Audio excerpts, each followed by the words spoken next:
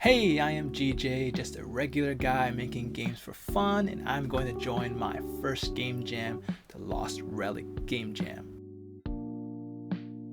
Why do I want to join a game jam? Well, because I want to grow as a developer. I don't want to be just stuck watching tutorials. I don't want to be just stuck, looking at people doing things. If you want to get better at something, you got to keep doing it. As well as starting this YouTube channel because I wanted to make devlogs so that I could look at my own progress, look back onto how I've grown, but also to inspire people if you're a beginner or whether you're already a seasoned developer, I like watching devlogs and I hope you like watching devlogs too.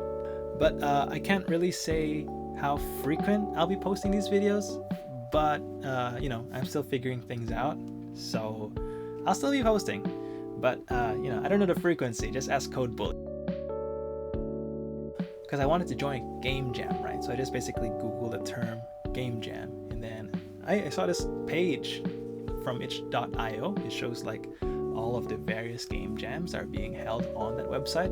Itch.io is actually a indie game platform where people can like publish their games, so it's like a perfect platform for holding game jams. And I saw the upcoming game jam, the Lost Relic game jam, is coming up, so that's why I joined it. Also, I actually watched some of Lost Relic games videos before, and they're actually pretty good, so you guys should check them out. So about this game jam, if you guys have heard of other game jams before, just like the Ludum Dare, so that's one of the game jams that Brackeys always do.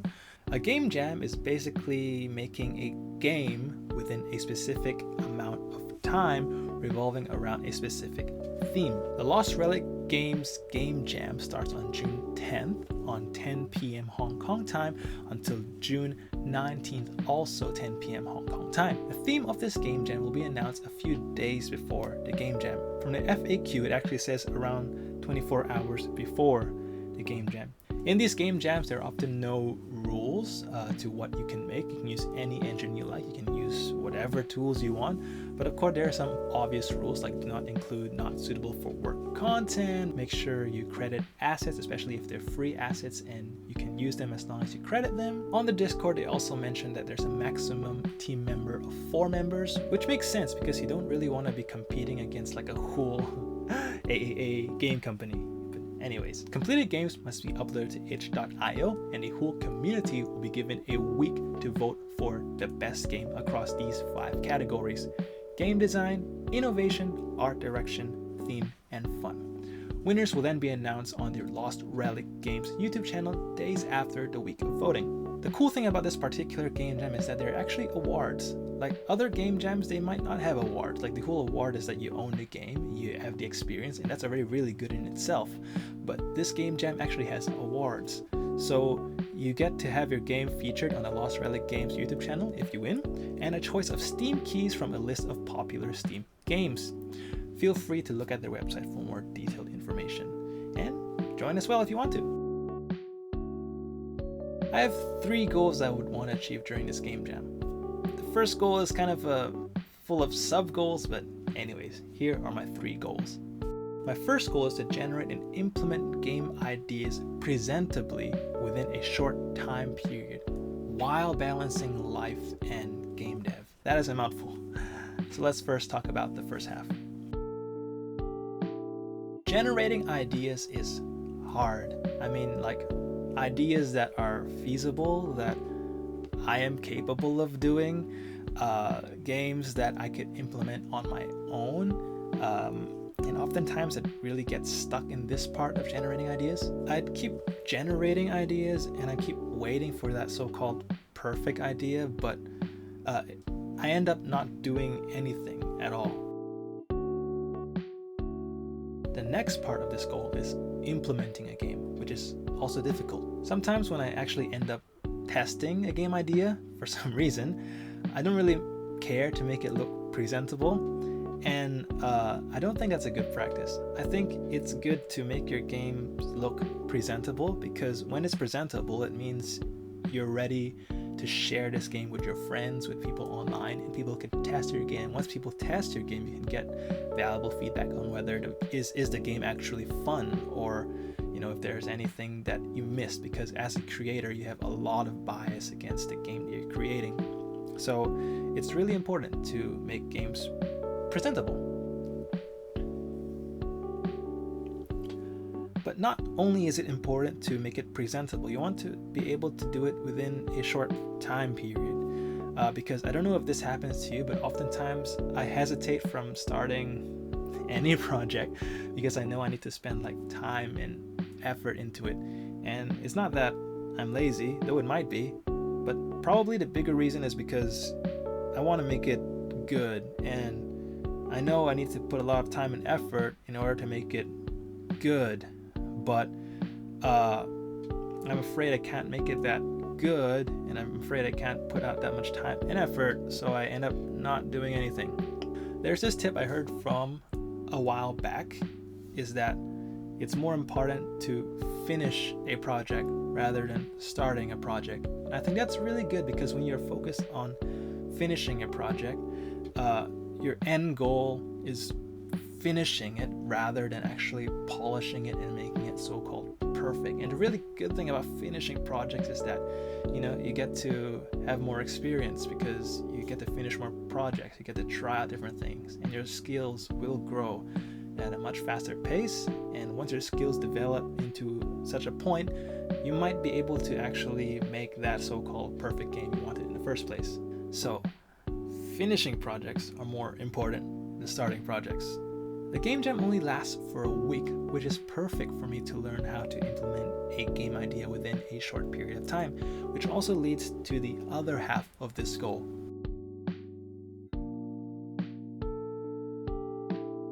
Some game jams, such as the Ludum Dare, only last for a few days, and people would spend like the entire weekend working on that game, and it's really intense and really fun, and I do intend to join these kind of game jams in the future. But what about after the game jam?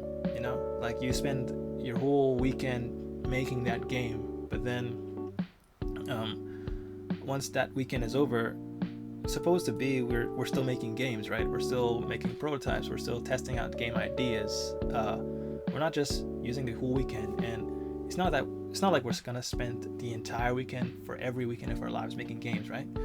The ideal case is that we can, you know, make some progress day by day consistently, right? So consistency is key. It's something I also heard a lot in other people's devlogs. Consistency is key, right? So I like how this game jam is actually lasting for a week, so I can learn how do I consistently put time each day.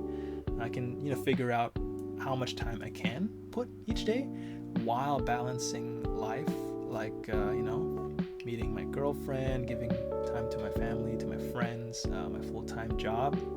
On a side note, I just got a full-time job as a junior game developer. I hope I could put out a video out later on about my first day at work, but I need to make sure it's okay. I don't want to lose my job because I just got it. So stay tuned, subscribe, just in case I actually do drop that video. I really want to make high quality devlogs, but I know high quality devlogs would require time and effort to make these devlogs, and you know, once I know that, then I would be less motivated to do so. So I really want to find this balance where I could set the bar lower for myself to give me a higher motivation to finish it, you know, set achievable smaller goals, and so that I could also make these devlogs more efficiently, you know, just find my flow. I think this is good because I don't have to spend much time recording, because there's a lot of things I need to set up, like the microphone, the camera. I'm kind of leaning onto that, so I hope that works out. I mean, at the end, if you're not having fun, then what's the point of doing all of these things? I don't know if you tried this before, but sometimes you'd be really excited to learn something new, like let's say learning a new instrument. You'd be so excited, you want to go and learn it. You know that you need to be consistent in practicing. You know that you have to do all of these things. But then like suddenly, you know, practicing becomes a chore. And when it becomes a chore, suddenly it's just like a task to check off. And yeah, you just lose all enjoyment and satisfaction for doing it. So this is something I want to learn. How do I keep on having fun while making games under pressure? That's it for this video. I hope you like it. It's my first YouTube video, so if you like what you see, please give a like and subscribe, and I hope to see you in the next video. Watching other devlogs, just like Penny and the Lost Voice. I love how they usually include updates about their lives. So here's an update. So obviously I started this YouTube channel, and I just wanted to share the main motto. Is that what they call it? Just a regular guy making games for fun. A regular guy is really just because I am a regular guy. And I want to inspire those who think that game dev is something difficult or impossible to achieve, but really, as long as you really love doing it, you have passion for it, even a regular person like you and I, we can still learn and make games that we want. And for the last part, making games for fun. It's something that I want to keep on reminding myself. I don't want to be at the end of the road forgetting all about why I started game dev in the first place. These days I'm also playing Celeste, a Switch 2D platformer on the Skyline Switch emulator on my Sony Xperia 5 Mark III with the Razer Kishi game controller. I am not sponsored by them, but I just really had so much fun using this controller and the emulator. It's like really good, mind-blowing. I posted this up on my other Twitter account, GJ the Geek, and also on Reddit, so the links are below if you guys want to check them out. But Celeste is just a really beautiful game, and the controls are just amazing to play with. And GMTK made a video about this, about Celeste, why is it such a good game to play. I think you guys should really check out that video. I thought it was really eye-opening, and channel in general, it's just really educational, you know. You would learn about what actually makes a good game, so check them out. That's it. This video seemed kinda long, so time to wrap things up.